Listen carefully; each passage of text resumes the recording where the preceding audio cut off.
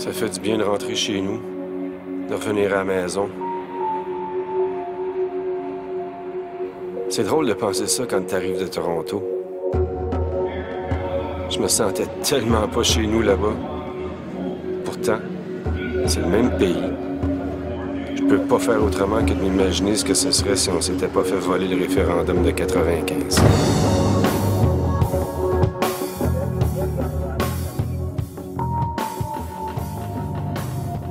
Bon, on va voir ce qu'il y a de neuf à la radio.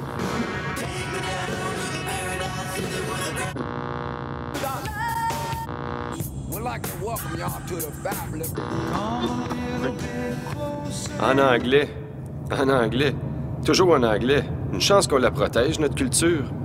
C'est pourtant une richesse pour une ville comme Montréal d'être la seule métropole francophone en Amérique du Nord.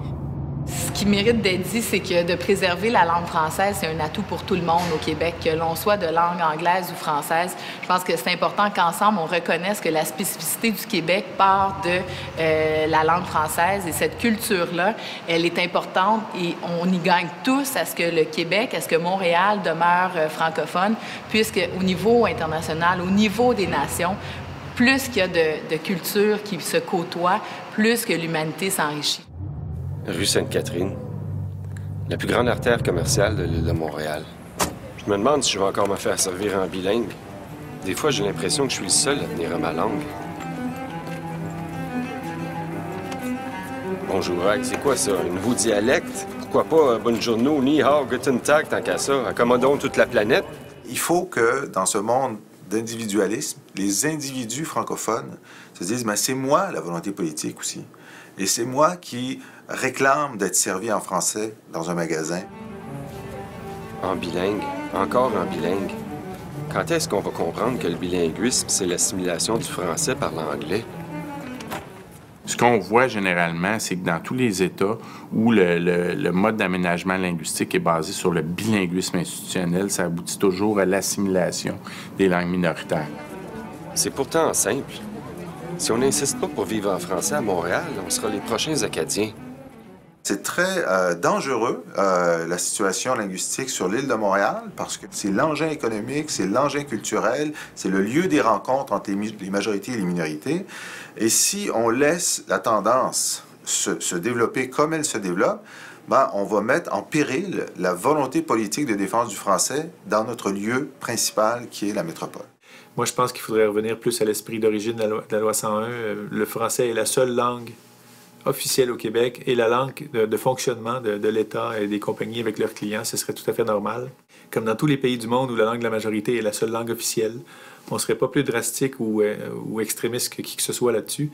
C'est simplement une question de dire qu'au Québec, on est fortement majoritaire, les francophones, ça se passe en français, l'appareil gouvernemental fonctionne en français, et moi j'appliquerais la loi 101 à toute compagnie sise au Québec, qu'elle soit de charte fédérale ou non, qui ait 50 employés ou non, toute compagnie, à moins d'une exception justifiable, devrait être soumise à la loi 101 parce qu'au Québec, ça se passe en français. Je veux bien croire qu'on ne veut pas brimer la minorité anglophone, mais là, je pense qu'on en donne plus que le client en demande. On a quand même gardé des mesures d'exception pour la minorité historique anglophone parce que, bon, on ne voulait pas faire ce que le Canada anglais a fait aux francophones hors Québec et interdire l'enseignement du français, etc. Donc, mais normalement, la langue commune devait être le français. La loi 101 a été affaiblie, il y a eu plus de 200 modifications. Alors, il faut renforcer la loi 101. C'est sûr que c'est important de renforcer la loi 101. Qu'est-ce qu'on peut faire pour que les nouveaux arrivants adoptent le français? Ah, je te dis des fois, je quitterai Montréal. En ce moment, l'enjeu, c'est est-ce qu'on peut favoriser des immigrants dont le français est la langue principale, donc qui vont renouveler le stock ou maintenir ce qui serait difficile, la majorité de gens sur l'île de Montréal dont le français est la langue principale. D'après moi, c'est ça qui doit être l'objectif de la politique d'immigration. La deuxième chose, c'est le départ des jeunes familles francophones de l'île de Montréal vers la banlieue. Ça, c'est la deuxième variable par importance. À Montréal, en ce moment, il y a une famille sur deux qui a un deuxième enfant qui quitte l'île de Montréal. C'est vrai pour les familles francophones, c'est vrai également pour les familles immigrantes. Je pense que si on travaille très fort sur des mesures incitatives pour garder nos familles, notamment l'accès au logement, l'accès à des écoles publiques de qualité, je pense qu'on va réussir à maintenir les familles à Montréal, puis on va pouvoir contrer un peu cet exode.